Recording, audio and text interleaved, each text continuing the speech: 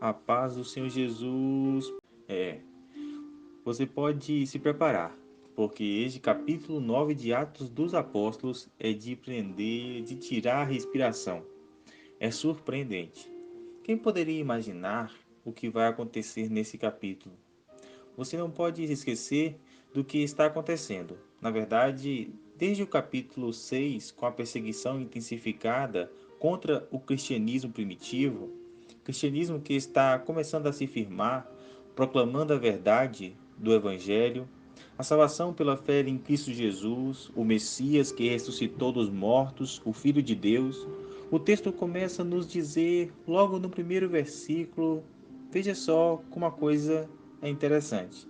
Enquanto isso, Saulo ainda respirava ameaças de morte contra os discípulos do Senhor.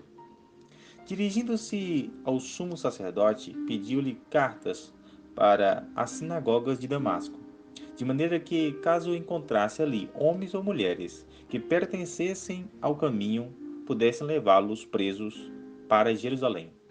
Veja que uma das figuras proeminentes nessa perseguição contra o cristianismo que está nascendo é exatamente a figura de Saulo. Saulo é a maneira grega de dizer Saul. Então, Saulo, que da tribo de Benjamim, nós vamos ver que lá na ocasião da morte de Estevão, no primeiro versículo, da primeira linha do capítulo 8 de Atos, o texto diz que Saulo estava ali consentindo na morte de Estevão. E um pouco mais adiante, também nós vamos ver, então, agora esta referência a Saulo na sua perseguição. Essa perseguição, alguém pode pensar que é alguma coisa assim de uma pessoa enraivecida, enfurecida, fora de si, mas não é bem assim. Na verdade, Saulo é uma pessoa muito sincera, alguém que está imaginando que está servindo a Deus de todo o coração. Ele está pensando no cristianismo como uma espécie de doutrina errada, de heresia.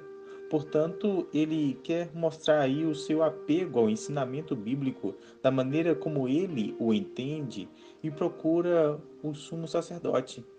Pediu então cartas para mandar para as sinagogas com autorização oficial, para que, se ele encontrasse algum cristão, pudessem prendê-lo, já que eles representavam uma ameaça para o caminho correto de servir a Deus conforme Paulo. Veja que coisa interessante, que o cristianismo também é chamado de o caminho. Por enquanto, os cristãos não são chamados de cristãos, nem se entende nada a partir deste nome. E assim, Paulo, então, em sua viagem, quando ele estava se aproximando de Damasco, você deve se lembrar, Damasco, na Síria, bem ao norte, a nordeste de Israel, de repente brilhou ao seu redor uma luz vinda do céu. Ele caiu por terra e ouviu uma voz que lhe dizia: Saulo, Saulo, por que você me persegue? Saulo perguntou: Quem és tu, Senhor? Ele respondeu: Eu sou Jesus, a quem você persegue. Levante-se, entre na cidade. Alguém lhe dirá o que você deve fazer. Que coisa impressionante! Aqui temos uma virada radical. O maior perseguidor, aquele que de fato queria banir o cristianismo primitivo, é alcançado pelo próprio Senhor Jesus. O texto nos diz que brilhou uma luz vinda do céu. Saulo cai por terra e então o próprio Senhor se apresenta a ele. O próprio Jesus aparece ressurreto e pergunta a Saulo o que ele está fazendo. Porque que ele está perseguindo a Jesus. E assim vemos que este milagre extraordinário vão provocar a virada radical que transformará o perseguidor Saulo em perseguido e no grande apóstolo que expandiu o cristianismo nos tempos do Novo Testamento. O texto prossegue dizendo que os homens que viajavam com Saulo pararam emudecidos, ouviam a voz, mas não viam ninguém. É interessante como somente Saulo pôde ver de fato o que estava acontecendo. Os demais simplesmente ouviram o que havia sido falado. Saulo levantou-se do chão e, abrindo os olhos, não conseguia ver nada. Imagine só um estudioso da lei, alguém que depende dos olhos para sustentar a profundidade do seu conhecimento, agora sem poder enxergar nada. O poder de Deus atinge Saulo exatamente da maneira correta. E então ele foi guiado pela mão até Damasco, e por 3 dias ficou cego, sem comer e sem beber. No momento em que aconteceu na sua vida a virada radical. E olha que coisa interessante. Enquanto isso, lá em Damasco havia um discípulo chamado Ananias. O Senhor o chamou numa visão: Ananias. Eis-me aqui, Senhor, respondeu ele. O Senhor lhe disse: vá à casa de Judas, na rua chamada de Direita, e pergunte por um homem de Tarso chamado Saulo. Ele está orando. Numa visão, viu um homem chamado Ananias chegar e impor-lhe as mãos para que voltasse a ver. Ananias, veja que coisa interessante. Ananias, surpreso, meio assustado, resolve dizer o que para o Senhor. Em vez de comemorar com muita fé, ele diz: Senhor, tenho ouvido muita coisa a respeito desse homem e de todo o mal que ele tem feito aos teus santos em Jerusalém. Ele chegou aqui com a autorização dos chefes dos sacerdotes para prender todos os que invocam teu nome. Mas o Senhor disse a Ananias: vá, este homem é meu instrumento escolhido para levar o meu nome perante os gentios e seus reis, e perante o povo de Israel. Sim, Saulo foi escolhido por Deus para conhecer ao Senhor Jesus e ser o grande homem de Deus que ele foi na sua história extraordinária que começou com uma virada radical. E o Senhor prossegue dizendo: mostrarei a ele o quanto deve sofrer pelo meu nome. Assim, Ananias, mesmo ali temeroso, vai para casa informada, pelo Senhor, e assim ele impôs as mãos sobre Saulo e disse: Irmão Saulo, o Senhor Jesus, que lhe apareceu no caminho por onde você vinha, enviou-me para que você volte a ver e seja cheio do Espírito Santo.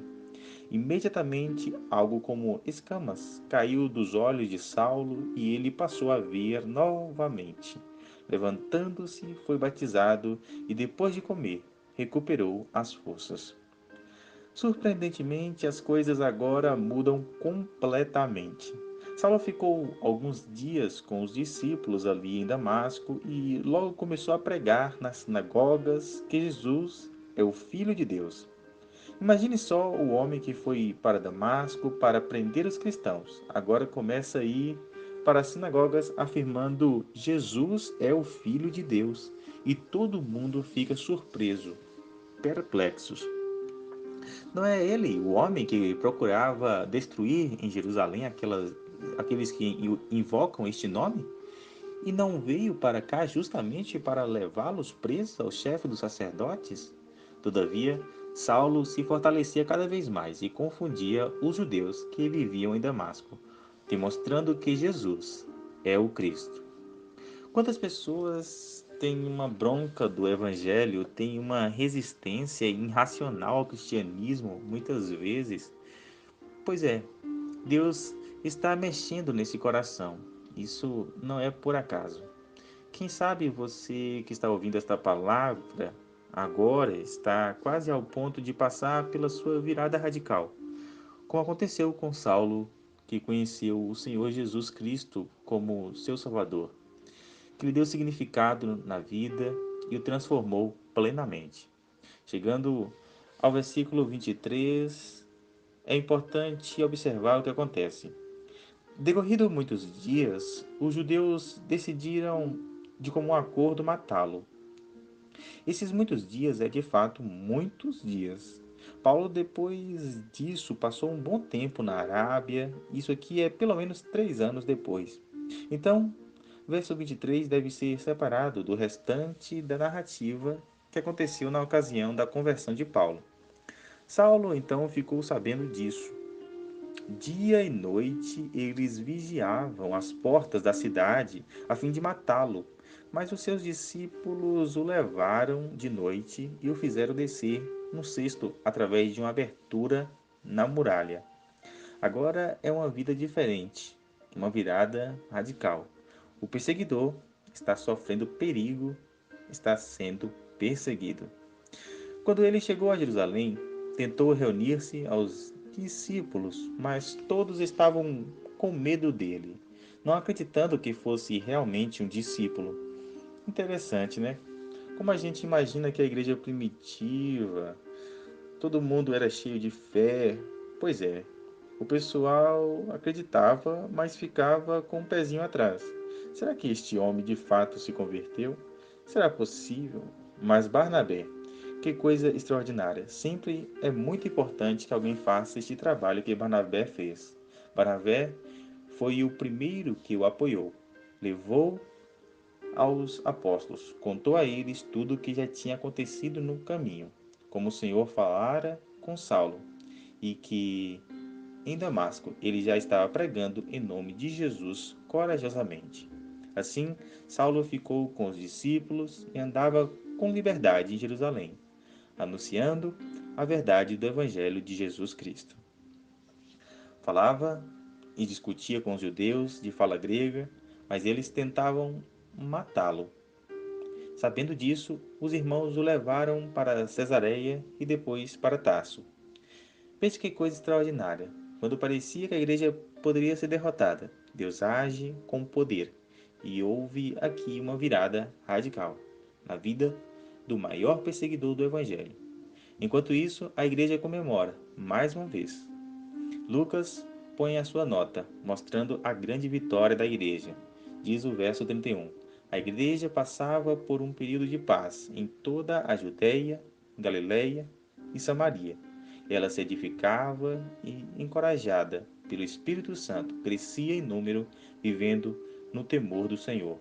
Uma igreja laboriosa que trabalhava muito e uma igreja vitoriosa que se alegrava quando o poder de Deus agia na vida de tanta gente para promover, como aconteceu na vida de Saulo, uma virada radical.